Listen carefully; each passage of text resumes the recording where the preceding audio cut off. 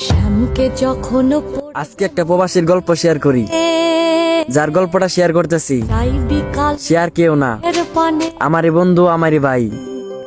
সে 3 বছর রিলেশন করে বাপ মাকে না জানিয়ে বিয়ে করছে। বাপ মা মাইনা নেয় না, ও তুই অনেকটা কান্নাকাটি পরে বাপ মা মাইনা নিচ্ছে। 3 মাস পর তাকে বাহিরে পাঠাইছে। আর রান্না সে আইছে 1 মাস হয়েছে। বসে কালকে তার বউ ফোন দিয়ে বলতেছে, ভিননে তুমি বাংলাদেশে চলে আসো, কিছুদিন আমি আর একা থাকতে পারতাছি না, আমার আর ভালো লাগে না।